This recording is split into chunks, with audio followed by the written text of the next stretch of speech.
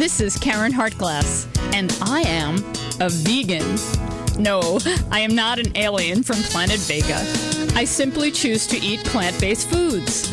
Join me on Ask a Vegan every Sunday at 7 p.m. Eastern Standard Time. We'll be talking about everything from soup to nuts. Plant-based foods are the healthiest foods to eat, as well as being the most economical, the most compassionate, and the least destructive. If you want to know more about the healthy, planet-friendly, plant-based diet, call in with your questions. Or call in and share your favorite vegan recipes. Tune in on Sunday at 7 p.m. Eastern Standard Time on www.progressiveradionetwork.com.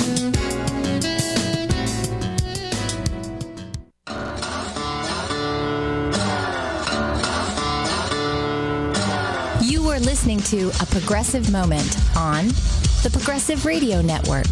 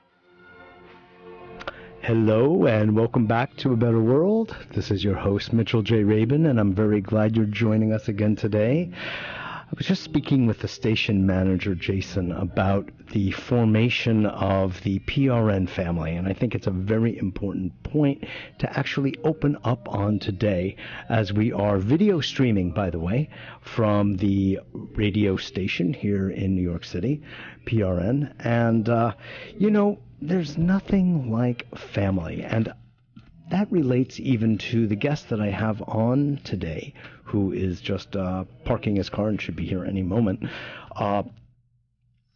who, as I was reading his book, I felt like we were what we refer to in Chinese as mishpucha. Of course, it's not Chinese.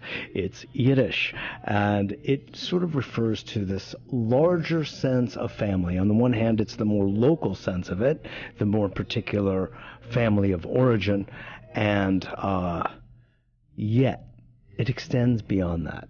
It's a feeling of family, those people we feel connected to, united with, the people we want to hang out with and spend time with. And that could be any number of different kinds of relationships, from friends and actual blood family to our romantic partners, our lovers, and our even it could extend to our workplace when we feel comfortable. And as I was reading the book by Dr. Meir Schneider, who is our guest and will be joining us shortly, called The Movement for Self-Healing, which is based on the work of his life. Fascinating material, and we'll be learning about it as this hour goes on. He creates an environment in his workshops, which I just attended part of this past weekend in New York City, and in his school, which is in San Francisco, that creates a sense of comfort, of ease, of non-judgment, of acceptance. Whatever we're doing in life, if we could have this feeling, the sensation, the sentiment, we always do better and feel better. When we're feeling chastised, when we're feeling criticized, it doesn't work. We feel like we're concerned about stumbling, fumbling, crumbling. All of those become possible. And when we are feeling embraced, when we're feeling loved, when we're feeling comforted, when we're feeling accepted, everything changes. That's the way it is. And on our world, in our world of a better world, we have the same thing going. And we have the same thing going on at abetterworld.net, which is, of course, our home of Mitchell J. Rabin and all that we do through A Better World, which is rather considerable these days and growing literally by the moment. In fact, we should have a new website posted. Oh, will it be today, tonight, mañana? It certainly will be soon. And so, as I was saying, and our guest just arrived, and I was just speaking about him in his absence, about the feeling of mishpucha that I was experiencing, Meir, as I was reading your book. In fact, I don't think it's by any mistake that some of the stories quite directly even use the names of my dear nieces, like Sophia, the amazing story that you told in here, and her sister Hannah. Guess what? I have two nieces, one named Sophia and one named Hannah. How nice. Is that funny? Now, did you call them up to get the story? No. But by the way, the names are not exactly the names that were there to keep their privacy. You were still downloading My Family at Rabin. Shalom, shalom, and welcome. Thank you. It was very nice to see you this weekend. It was very nice to be seen. Very nice to work with you. Good. And that was mutual. And I brought my assistant, Patricia, who probably won't participate too much on the show, but she is a practitioner of mine in New York. Very good. That's good to know. Yeah. We'll keep that in our back pocket. Very good. I want to just welcome you to the show, and I want to let everybody know who it is we're speaking with. I mentioned, of course, Dr. Meir Schneider, who has an exceptional story which has led him to the founding of the School for Self-Healing. And they're doing extraordinary work there. And you know, we all know, there are a lot of healers in this world, and a lot of whom are doing a lot of great work. But few have been able to go through a process as Meir has and come out the other end to tell a story and then be able to share that gift that he developed over this time with others in a very real, down-to-earth and practical, also very creative way. So let me just share with you a little bit about what some notable people have had to say about Meir's work, because it really does stand out. And then we will have Meir tell us some of his own personal story. Then we'll get into some of the healings that he has participated in and the turnarounds of what are otherwise rather irreversible medical conditions. They're not irreversible at all, but many doctors seem to have thought they were. John Upledger, who is well known, of course, for the Upledger Institute and the great work of craniosacral, had this to say about Meir Schneider. What Meir Schneider says in this book is truth, not hype. In this hyped-up world of ours, this is a rarity and makes his book worthy of your attention and reading. Another wonderful note is Marilyn Ferguson, author of The Aquarian Conspiracy. This remarkable true story is a tonic for everyone who believes in the creative power of the human will. I think that is a very powerful comment because it's true, and you will all understand the truth as Meir tells his story. Welcome to the show. Thank you. You know, I just finished a day of work. I had a wonderful young 93-year-old lady. I'm saying young 93-year-old lady because... 93 years old young.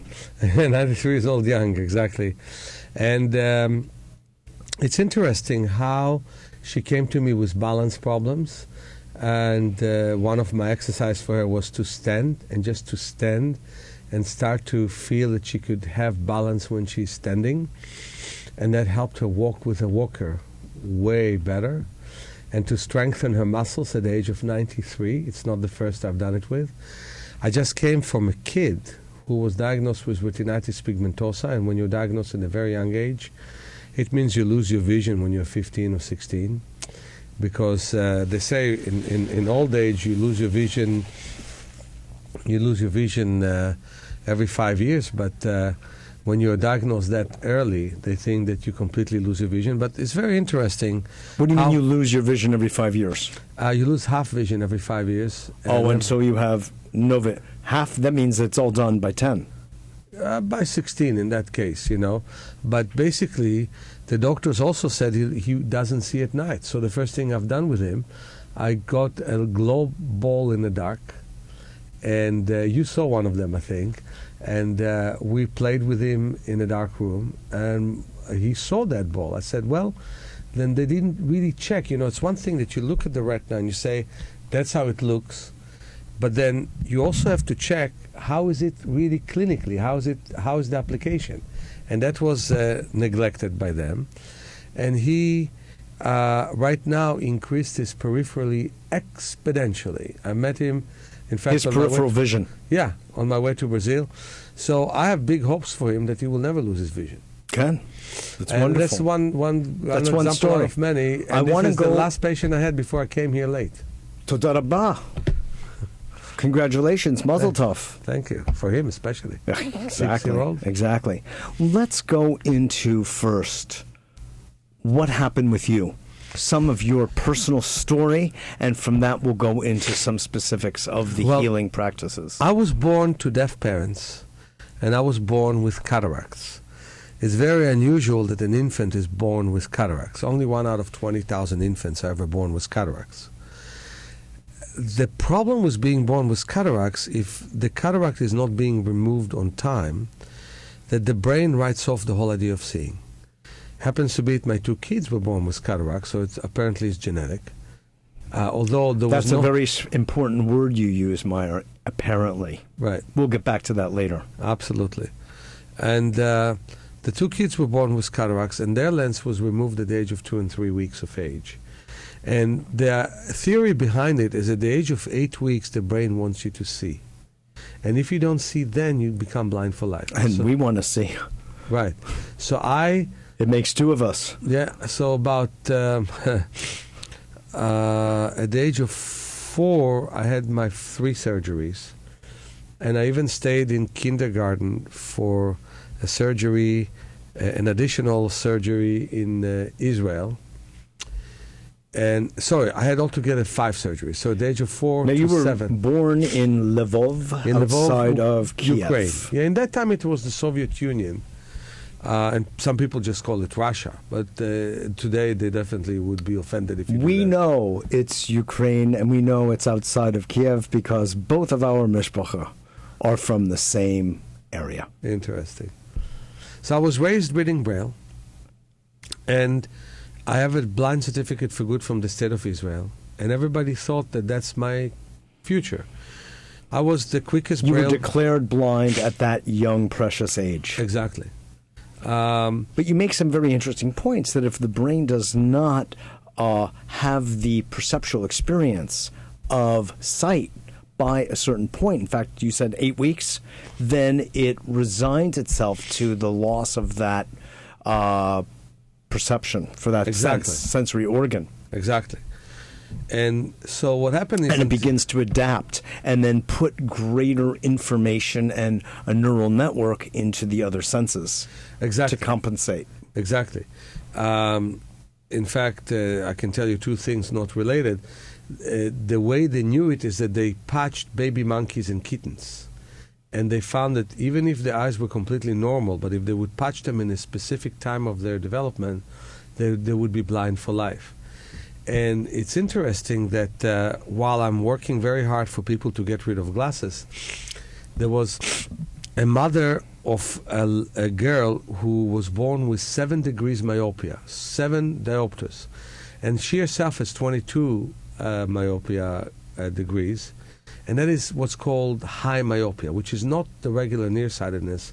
It's a real disease where the eyeball grows and grows and grows at length. Ooh. And she asked me, what should I do with my daughter? And I said, give her glasses, 7-month-old. And it's interesting that she said that she developed a whole life being, in a way, not being able to connect between her eyes and her body, that the eyes and the body didn't connect because she got glasses later in life with which she saw well, but her body development was without that much vision. And I said, it's exactly what I want your daughter to not do. And then we'll work on reducing the prescription. Then we'll work to maybe get rid of the glasses. But at this point, I want her at the age of 7 months to see well. Well, that's what they did with my kids. They removed the cataract, gave them very thick contact lenses. And normally they expect them to see about 40% of normal vision, 2100, and to have almost normal reading vision, which is a wonderful improvement for those kids that used to be almost completely blind and had to depend on Braille. But with the eye exercises that I did with them, my son sees better than 2015. And my daughter sees 2020. And without glasses, my daughter sees 2050. And my son 2040, which is amazing, just amazing. So the reason is the eye exercises in combination with the surgery that was done on time made a difference. In my case, until the age of 17, I was nearly blind. So I was reading in Braille, feeling my way rather than seeing my way. And I know how I ended up feeling my way. I bumped against everything there was. And I fell many times. I always had ice on my forehead. And finally I learned to be cautious and to feel my way. And you were becoming kinesthetically attuned. Right. But when I started to develop vision and I tried to depend on vision, I fell again. Because my vision wasn't sufficient and something of my body that was more kinesthetic was taken away. That was temporary. Kids prefer to play in my team of soccer because I would kick the other kid's leg trying to kick the ball. And no one would allow anyone to hit me because they understood there was a problem there. And each time they got the ball, they said, Meir, I don't have the ball, go there, you know. Leave me alone. My kicks were good. Kicking. My kicks were good, but my aim was not that good. And everybody understood that. It was very nice of them, you know, in Israeli high school that they got that. And so the point is this, that you were born with cataracts. You had 5 surgeries that did not yield the desired results. Right. And you took it upon yourself to not give up, but to continue the path, the arduous, to others impossible path of developing eyesight. And along that way, tell us a little bit about your encounter with the Bates method, because that was where you grabbed onto something. Yeah. And so let me say, saw a possibility to come through your what you considered a predicament. I want to say something interesting. I believe that because of my background in psychology, psychotherapy, and acupuncture, I was trained to some extent by blind acupuncturists. Because in Japan and in China, it's a high art to be an acupuncturist, and they oftentimes give that job to blind people because their sense of kinesthetic is so highly developed, much more than sighted people. To the extent, Meir, that it is thought by those blind people that they aren't blind at all, and they feel they can see in a much more profound way through touch than the so-called sighted world. Right. And they feel that they're blessed because they do not have vision through eyes. They have internal vision. Yeah, but I feel that it's a mix. It's interesting. It's a mixed blessing of some sort. You know? It may be a mixed blessing. I'm not saying to embrace what I'm saying. I'm saying it's a very interesting perspective. No, I understand. That the sighted world doesn't have any sight of. And there's a Romanian, 2 villages in Romania where there's only blind masseurs.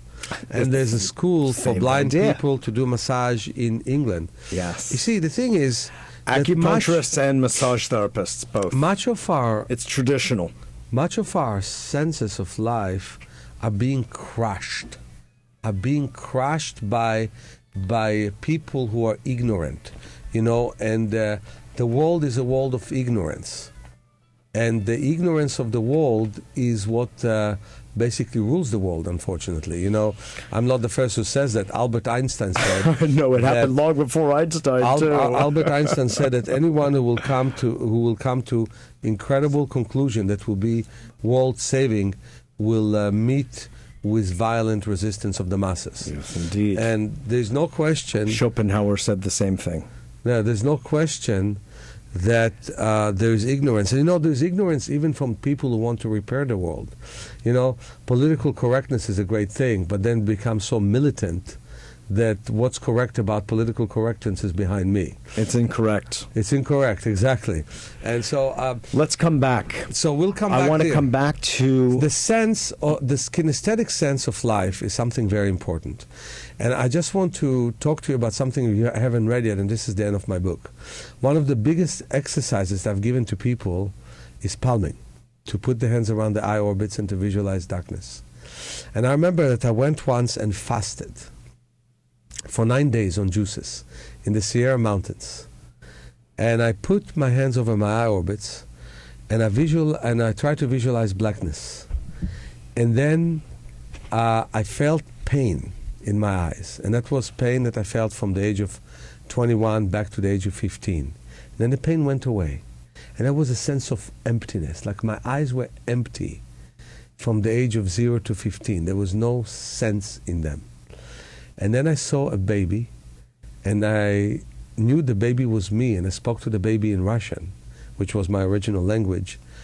And I said to him, and I saw like something yellowish, a halo around his forehead, and I said to him, why are you afraid to breathe? He said, because I'm afraid to see. And I said, why are you afraid to see? Because I'm afraid that others will not see what I see. And that was an interesting thing. Many people thought it was just a psychological trip or something of that nature, but I had to leave that baby alone and go to the light to stop that palming. Came back and saw the baby again several times. And I kind of felt that the world has a hard time receiving this. Here's what the world has a hard time receiving. That actually you don't need your glasses. That actually you could see better. That actually you don't need all those gigantic surgeries. That actually you don't really need to have your back pain. That actually you don't need to have arthritis. Can you imagine? Look at this. We're talking about Obamacare, Republican care, what health care. I don't tell you something. Republican care? Well, Republican care. You mean no care? Die quickly as soon as you can. But what I want to say is that whatever care you have, the idea is that we're going bankrupt. And people, the one thing they all accept is that 17% of our GNP, the most powerful and the richest country ever in existence, has to go on medical practice.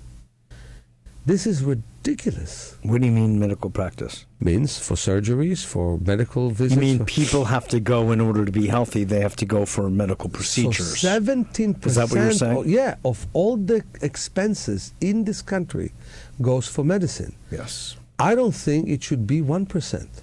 I think the only reason it's that high is because we're not engaged with what the body can do for itself. Now, I did send my kids for surgery. I did send my kids for surgery. I do sometimes advise people to do surgery. Sometimes, like 5% of the time. I do advise for some medical procedure. Again, sometimes. I now have a cold. Do you see me taking any drug for a cold? No. I haven't seen you yet. I want to have this cold, cherish this cold, have it work its way, and increase my immune system. What do doctors give you? Antibiotics weaken your immune system, and when you have something that antibiotics can't treat, that will harm you. Okay, Meir, I want to focus on your work and what particular experience and talents you have brought to the foreground, because it's unique.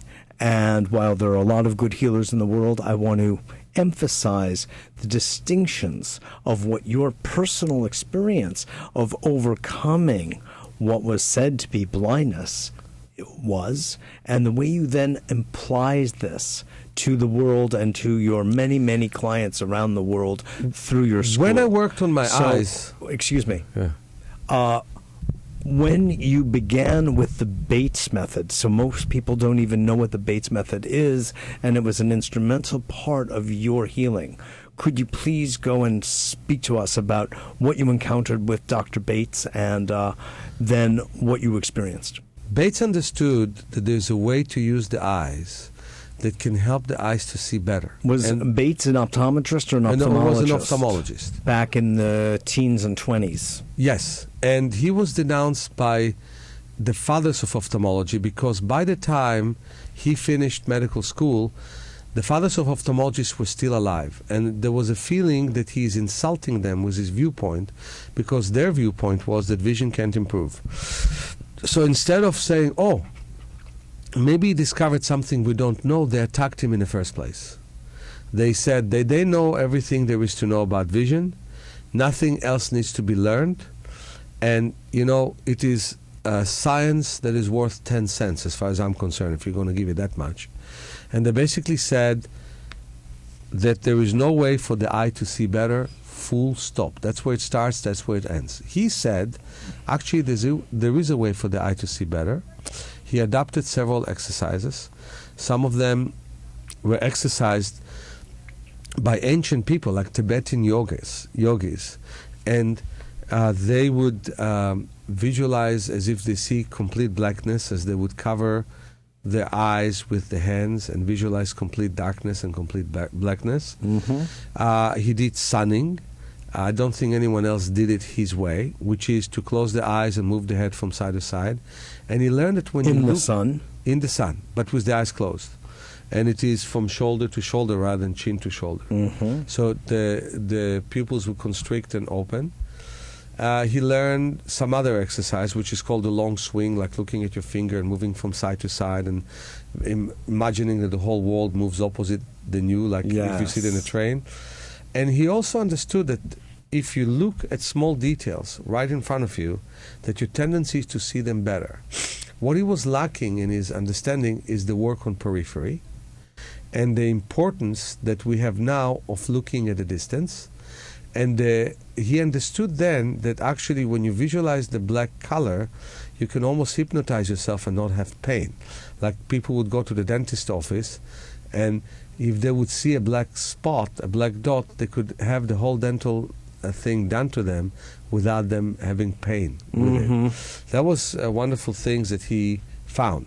So the point is that Dr. Bates, back, a little after the turn of that century, now we're beyond that, was truly a creative innovator. Right. And very much like you are today. And he was the first one that we know of in modern medical history to break the bondage of a very narrowed, linear point of view and said, wearing glasses will only actually help to deteriorate the functioning of the eye, not ever improve it. And eyes, like any part of the body, can be, like any muscle, can be improved and worked upon. Exactly. So that was so radical a change to the standard thinking at the time. He was considered a rebel, and he was ostracized accordingly. But he actually set up whole clinics in different parts of the country to train people with his series of exercises. And those are what really actually helped you advance. You had an amazing discipline of some 13 hours a day yes. of seven years. Is that correct? For 4.5 years. 4.5 years. Okay. But the point is... You were more efficient than others. The point is that he was rejected emotionally rather than scientifically. Like, the head of his department, of his faculty, said to him, "Do you think you know better than me?" And Bates made the mistake of saying yes. And so he threw him out, things of that nature. So, beware of the truth. Exactly. It could get you into trouble. It could get you in trouble. Yeah, exactly. Yeah. And that's what happens to me. No, it's a very good point. That's what happens to me. It's a big fight. But what I added to the Bates work But is you body added, work. exactly, you added the distance, you added the periphery. And I added body work. And body work. And I think that body work is so important because these days, the reason why most of the people become blind is lack of blood flow to the head. Yes. Because that leads to a situation where in compensation for less blood flow to the head, capillaries are being formed in the retina. Those capillaries are imperfect, they leak and they blind you, whether it is in the central vision or peripheral vision. And now they have injections that help it, but they create some scars and they can't really last forever. And the thing is to bring more blood to the head. Also, lack of blood to the head kills the optic nerve. And many people only thing that destroys an optic nerve in the cases of glaucoma is the pressure in the eyes, but also lack of blood flow to the head causes that. And more blood flow to the head can actually create better fluid and can create better drainage in the eyes. So it's this simple. If you have loose shoulders, you'll have warm hands. If you have loose hips, you'll have warm feet. If you have loose neck, you will not have problems in your eyes. Yes, that's beautiful. And that also gives a good argument for the importance of the inversion yogic asanas as well. As long as your neck is loose enough to take like. as long as your neck is loose enough for them. There is no and your one arm technique, strong enough. There is no one technique that is right for all people. I know more than 5,000 exercises, and every time I meet a new person... Could you list them now? I could. I've done 500 in the handbook, which is now out of print, but we'll have a new book. We start to open in San Francisco, the Healing Press, and a new book that the Healing Press will bring out, which is called Empower Your Body for Ever-Growing Health. Beautiful. You've taken these other steps that I think are very important. Right. So you're basically making the point that one size does not fit all. Look, we have 600 muscles. We have 600 muscles in the body, and most people use only 50 out of them. And you started the program really well, and I don't want you to stray from it. Kinesthetic awareness. You cannot mention exercises without mentioning, first of all, the word kinesthetic awareness. And you have to not challenge the body at first, but actually study the body and study where are you not aware of your needs, what the body needs that you don't give it. For example, I start my training courses by walking and running backwards, walking sideways, okay? Yes. And why do we work on periphery? Because many people look so much forwards. Why do we look at a distance? Because so many people look at computers and at books and don't allow themselves to look as much at the distance as they need to. Why do we look at details? Because pretty soon people get so accustomed to the details that they're looking at that they stop observing. So many things that happen automatically to the eye of the ancient person are not happening to the eye of the modern person.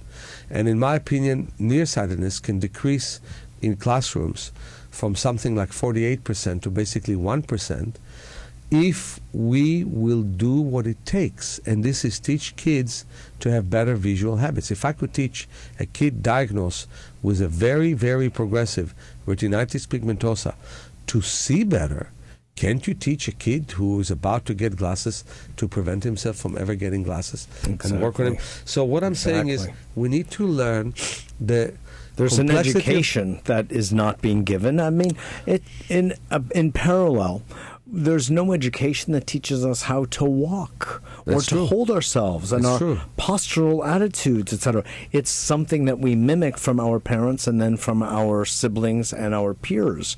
But if they don't walk straight, we won't walk straight unless we take that extra step, no pun intended, to become conscious of our physical stature and start to shape it consciously. You're as so we right would about like. it. You're so right about it. Like, for example, my sister had tremendous tension in her shoulder. We come from the same school, Meir. We come from the same cut of cloth. Yeah. But I want to finish this. 1 second.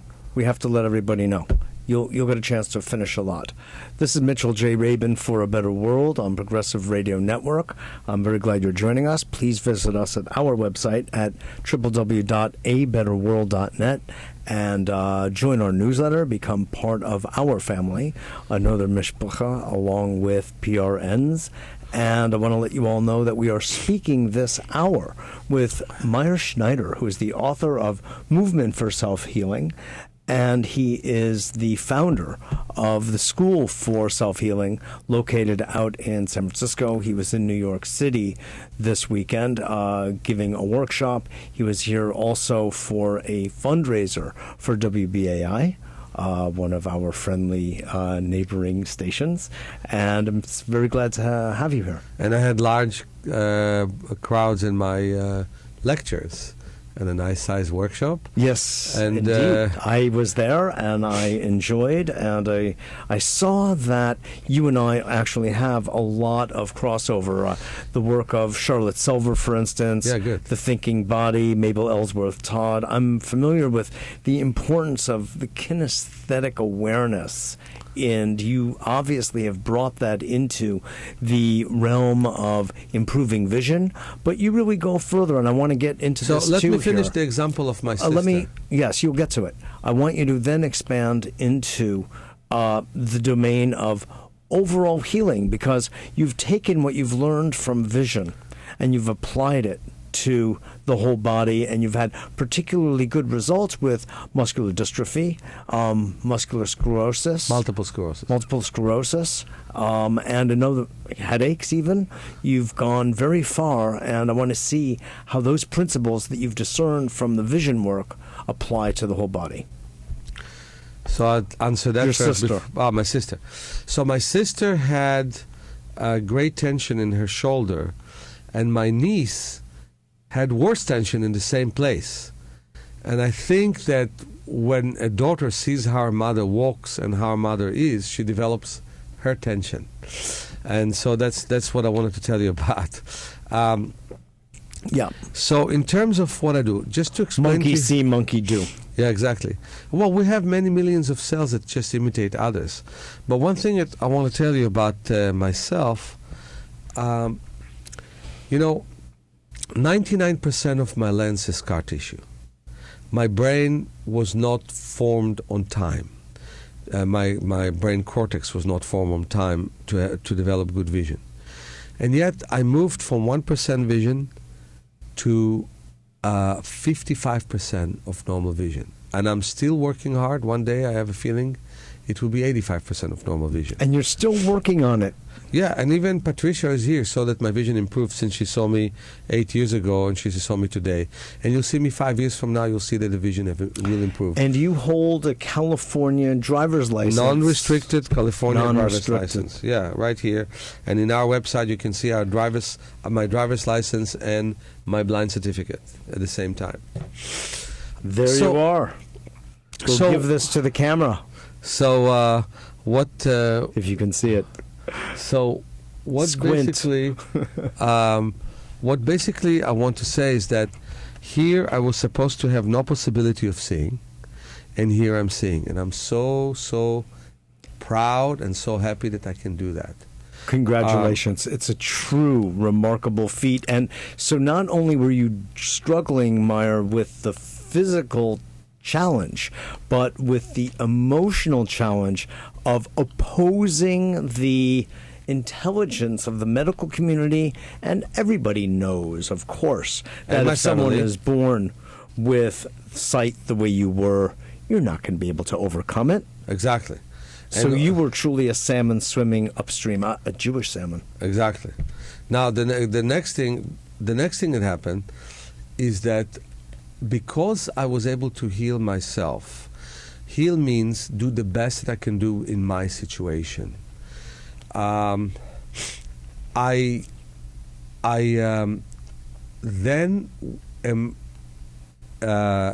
then was able to understand that other people with great limitations also are able to help themselves beyond what thought could be done for them. And my teacher taught me the relationship between movement and vision improvement. In fact, as I developed kinesthetic awareness, when I was 17, all of a sudden my whole body was tired. And I didn't understand why my body is tired. And now I'm getting it. The eye started to see, and I started to feel what a big load it was to not see. That actually it was hard on my body to not see. That actually this nystagmus, which was 300 movements per minute, were very, very tough. Astigmatism. Nystagmus. Oh, nystagmus, It's sorry. an involuntary movement of the eyes. Oh, Was yes. like Stevie, I'm happy you're saying it, because Oh, yeah. you see little of it now, but it was 300 times per minute. And my nystagmus now is less than 8 years ago, isn't it? Much better, right? So basically, In that time, my nystagmus was 300 times per minute. If you think about it, you can't focus on anything. When you look straight and the eyes move to the right, to the left. So what happened? But that was all involuntary. Like Stevie Wonder's, you know? And so what happened is I reduced my nystagmus with palming and all that. But as a result of working on myself, I understood that other people need different exercises, need different programs, need different innovation, but their potential is there. And then I discovered a lot, that actually you can improve muscular dystrophy patients. And we shouldn't wait until science finds molecular biology that will fix them, because it's not going to find it in our lifetime. Or genetics. Or genetics that will fix them, and they will not find it in our lifetime either. So what is it that you took from your own adventure, if you will, and discipline relative to fixing your eyes that you then applied to the rest of the body? Well, in order to fix my eyes, I also worked on my body. And also, I learned the importance of massage and movement. And then I learned how to apply it to people with, let's say, arthritis. So you learn how to move and relax. You can do deep tissue on the muscles, but you can't do deep tissue on the joints. You can abuse the muscles, but you can't abuse the joints. You can do all kinds. I'm sorry to use that word. You mean you shouldn't abuse the joints? Never. But they can be abused. They are abusing the joints by taking the painkillers, because then they move as if nothing is wrong with them. And of course, because that's masking the pain. And everything that would otherwise be a signal for some kind of healing. Exactly. Yeah. Exactly. At a certain point, I understand why they take the painkillers, but from a certain point, you know, it is because they lost the war to not have the arthritis. Now, let me give you another example. Muscular dystrophy. They have to be touched very gently. Sometimes deeply in the connective tissue. If the connective tissue is hard, like now I carried something, I have to put pressure on my muscles and all that. But define muscular dystrophy, if you will. Muscular dystrophy is a group of 102 illnesses. I worked on 6 out of them that lead to death of the muscle. The muscles simply are ill and they die. And what happens is... Heal, they die. They atrophy, they harden. What is it that happens? What happens is they atrophy most of the time. Sometimes there's pseudo-hypertrophy, where there is hypertrophy, but the muscle is not a real muscle. And it's just a burden on the body. So what happens is the muscles die. So what we do... So that means there's no blood flow, there's no cellular respiration? There is blood flow, there is cellular respiration, but what happens is the protein starts to disconnect. And one of the other things that happen is, in my opinion, the plasma is permeable to the waste products to return to the cells. So with the massage, we increase circulation, and we get the waste to leave the cells, or the intercellular, the interstitial fluid. Interesting. And then we do exercises which are not hard for them to do. So, for example, if it's hard for them to lift the legs out of the water, we really convince them to go and do a lot in the water. If it's hard for them to do active movement, we get their relatives to do a lot of passive movements with them. And slowly but surely we work with them where they are. Where they are, exactly. And slowly but surely we gain a lot of movements. And if somebody did not get into the wheelchair, we can prevent them from getting to the wheelchair or postpone it by many, many years. So is your fundamental purpose to bring increased blood flow and get rid of metabolic waste? Exactly, in muscular dystrophy. Do you use nutrition to help support that activity? I don't know enough about nutrition to tell people about nutrition. I'll talk to you about it afterwards. Yeah, but one of my good therapists in Brazil believes in protein powders and all kinds of things to help those cells. There's a usefulness. Okay. Then I work with people, let's say, without problems, on using what they normally don't use. So, for example, yesterday in the workshop, we lied on tennis balls to get rid of tension that we always build. That was a wonderful, wonderful exercise. Yeah. And on the feet as well. I loved it. Yeah, using toes we normally don't use. Yes, indeed. While stepping on them all day long, right? Yes. And we learn to walk backwards, to walk sideways, to roll from side to side in our workshops. We learn to do things that most people don't know exist for them. So basically we move on a very limited scale. We move forwards, we don't move sideways or backwards. Yes, exactly. One thing I invite people to do, I'll have it on May and again in August, and I really want to see as many as possible in both times, is a training course. It's really nice to come to San Francisco. We have a hot tub in our school, but we have the beach next to our school, which is the best thing, and a very nice space we have at the school. And the kitchen is available, and we find inexpensive housing for people, and not for a very high price, which I cannot mention on the radio. But I'm saying that, people can come and spend 18 days of a little bit anatomy, a little bit physiology, but mainly kinesthetic awareness. Feel the body from within. Feel how you could see better. How you see. What do you do that doesn't help you see well now? Which could be freezing your gaze, which could be not blinking, which could be not paying attention to the periphery, which could be straining the eyes, not knowing you're straining them, learning to change your habits. But we're doing it through exercise. If we do the exercise, you feel what you don't do right. Teaching you to work with your body. I remember there was a big argument in my workshop before you came. One said, I know how to stand from the floor really well. And another said, I can't stand from the floor. I said to her, the main thing is don't learn how to stand from the floor well. Build up better and stronger leg muscles. So there's no issue about standing from the floor real well. Stand from the floor because you can. And that was an argument which I thought was very constructive. So you learn in our classes through walking on the beach, running on the beach, bathing in the cold water sometimes, bathing in a hot tub, lifting weights, doing massage, doing neuromuscular education, how you are ignoring your body.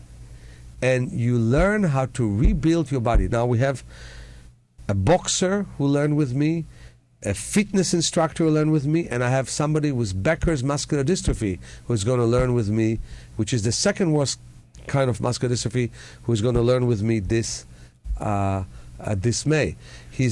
I hear you saying, his wife is deaf, and they communicate incredibly beautifully. And he's from Hungary. He came to me all the way from Budapest, Hungary. Yeah. And he wants to learn to adapt the principles to him. He used to not be able to walk without his wife holding him for the space between me and you on his table. Now I can walk across a big room with his wife holding him. He will probably be able to walk without his wife holding him. This is with a disease where you're supposed to get worse all the time. So he's coming to learn how to help his fellow men with muscular dystrophy. And so people come and learn what to do in their situation. Of course, it's different if I would work with you, Mitch, or if I would work with the person with multiple sclerosis who came to me who could only move his neck. Well, I taught him how to start to imagine that he moves his leg and he started to contract them. I don't have to do it with you, but I have to teach you how to loosen the back. If you'd work with me, you have to teach me how to work on several parts of my body that need some improvement. You will probably work with me on doing some of my own medicine, loosening my neck, loosening my eyes. We have different work to do in different states, in different situations, with different bodies. Well, we recognize exactly that's the important point, with different bodies, but not just with different bodies, but different minds. And different that's history. Very important. Exactly. This is a very important point, and very much in my domain, although I've been a student and teacher to some extent of Tai Chi Chuan and the martial arts for a long time, and I got somewhat of a Feldenkrais-based, Alexander-based education very early in my life. Nice. So I've come to develop an appreciation for the importance of kinesthetic awareness as I began to touch upon. Most people don't. I know it. that. And that's why the work you're bringing forward here in your school and in your private work is very valuable. There's another domain that we spoke about this past weekend, Meir, which I think is also very important, has to do with setting a context and recognizing the bio-psycho-uniqueness of each person. And there's a larger context, which I always refer to in my work as a therapist and acupuncturist. So right now I'm really use biofeedback these days instead of needles. I don't think there's any need to needle people. It's a form of kinesthetic awareness. It's another form of it, exactly. And yet fleshing out the larger family picture, the genealogy, if you will, the family tree, is a vitally important part to all healing. And most people just look at what is we call the phenomenological, what's right before our eyes, sort of gestalt-like, sort of like Fitzpearls. That has its value, don't get me wrong. But when we can begin to see patterns in a family, then we begin to understand something of why we are the way we are. And I shared some of that with you when I was speaking to you a little bit about total biology and looking at your particular history, and it looks like it's genetic. And you used the word apparently early on in our discussion here, and I cited that because it's important that it's recognized as apparent instead of actual. What I mean by that is, and I just found this really interesting. Your own father was a photographer. Mm-hmm. That means he was more involved in sight and vision than most people. And he sees well until today. He's 82. And he sees well. However, he was also in Russia and Poland, as I recall, during the Stalin years, when his life was, in a sense, threatened because of his photographic business, taking photographs, actually, of Christian icons, I remember you telling me, which is interesting. Selling it to churches. Selling it to churches is an interesting occupation for a Jewish Russian Pole at the time, you know. And so there was a lot of tension he was feeling in his own body. And reading your book and listening to you speak almost feels biblical. And I wanted to share this with people because I think it's not by mistake. You know, I read about almost Esther and Ruth I'm waiting for next, but I've come across Naomi and a number of other wonderful illustrations of your healing work. I think it's wonderful. Coming back to your own family, though, I just want to make this point because I think it might be interesting for people. The biblical notion of the sins of the father are visited upon the son gets translated in the work of a Kabbalistic PhD, MD, Claude Sabat, that I mentioned to you the other day, translates into the idea of the unresolved emotional conflict of the parents become the potential physical illness of the child. So I submitted to you this idea that part of how you came out with the vision issue that you did is not purely genetic, but rather, say, psychogenetic, i.e., your father, who had some issue with his own livelihood and a conflict therein, having everything to do with being able to see and vision and photographing what he sees, and the threat of Stalin and his cronies possibly sending him to Siberia for 20 years as the penalty for doing the job he was doing. He was living under stress. And he had his lab at home, and there were toxic chemicals in the lab, and I nearly died as a baby. From? Nobody understood until one doctor said he's going to live, and that's that. But my grandmother took me to many doctors, and I was very fragile, and I was nearly dead, and that's what happened, which is very interesting. Very interesting. So, not to belabor the point, but just to set a context, it's more than, how do we say, meets the eye. Right. There's a lot to the nature of healing. There's a soul level to it. There's a spirit level to it. There's a family lineage part to it. And then there's all that you're talking about. And I know you're aware of this, and I know it factors in. Because just to increase range of motion is already shifting the neurology and the psychology, because when one walks along a thin, narrow line in life, one doesn't believe that there's anything more than that line. Exactly. And their body follows suit. You're helping to expand that parameter with your school. Mm-hmm.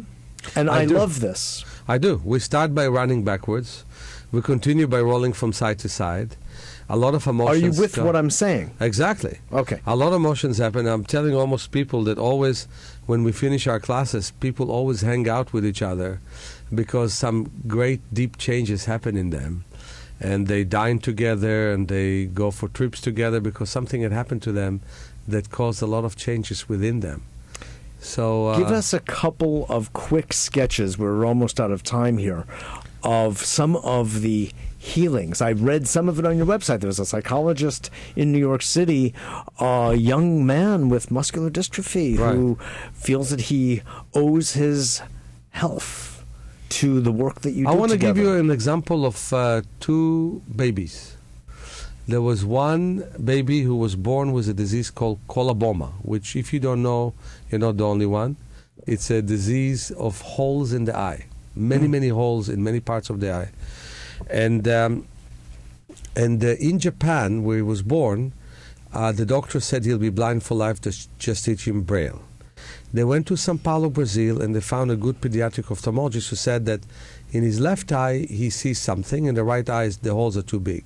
So they brought him to my best practitioner in Brazil by the name of Sonia Carosini. She, by the way, just recently arranged for me a lecture, which is the biggest one I had in my life, with 850 people in Rio Claro, Brazil. Metsuyan. So she...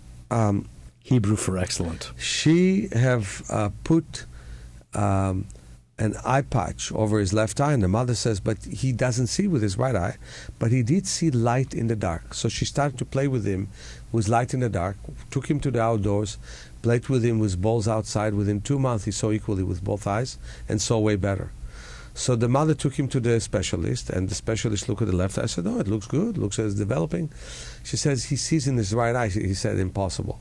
So she put an eye patch over his left eye, threw a ball, and he ran and picked the ball. And he said to her, go to that miracle maker. I don't understand what she's doing, but it's great. Another case I had was... His name is Meir Schneider? Let me introduce... Sonia. Oh, yeah. Sonia. Excuse me. Right. Sonia. I am very proud of the work that my practitioners are doing. And that's why I want to see more people coming to my training course, first of all, to work on themselves. It's family. You taught her, and she is now doing what she's doing. She's teaching the world. And she's now going to be a teacher of my work as well. Then train other people to do it. Then there was this infant who was born with cataracts, and the parents were hesitant about doing the surgery on time. And then they called me... On time, meaning what the doctors told her to do. Yeah, 2 or 3 weeks. And then they called me at the age of 3 months, and I said, why don't you go and do the surgery now? Let's see if we can help him. They went, and the doctors didn't want to do the surgery anymore because they said there's blood vessels accumulated behind the lens, and the surgery is not indicated anymore. So people in San Francisco were pissed off at them for not doing it on time. They went to Russia. He had some pressure. They took away the pressure. Anyway, to make a long story short, his right eye was normal, but his left eye became soggy. And the doctor said, let's remove the eye because the bones will develop, they'll be small around that eye, and he doesn't see anything anyway. Let him just put a glass eye. Well, I said, that's where you put your foot on the floor. So we did a lot of stimulation with light. We went outside, did a lot of sunning with him, put some paper between his eyes so he will use both eyes. Anyway, he went back to Russia, and the Russian doctor yelled at him and said, why didn't you replace the eye? And then she looked and she said, my goodness, I've not seen a thing like this. From all our stimulation, he started to have waves with the brain, and the eye started to grow. So then they took him to the best pediatric ophthalmologist in San Francisco and in the world. He looked at his eye and says, this is tremendous. He said, keep seeing Meir Schneider. The ophthalmology can do nothing for him. Now, to get something from Craig Hoyt, the top ophthalmologist in the world, is something that most ophthalmologists cannot get. So his eye is not being removed. Let's see how it's going to be in the future, but so far so good. And those are the two best results we had lately. But we had other good results. Beautiful. Meir, give your website. Our website is www.self-healing.org. Remember the hyphen, self-healing.org. And also want to call us is 415-665-9574. Wonderful. Thank you so much for your good work. I so appreciate it. And I want to wish you the best with your continued journey of healing and helping other people. Thanks the audience very much for listening. And thank you, Mitch, for allowing me to talk to you. My pleasure. Toda rabba. This is Mitchell J. Rabin for A Better World. Thanks so much for joining us. Visit us at our website at www.abetterworld.net. I look forward to seeing you all next week.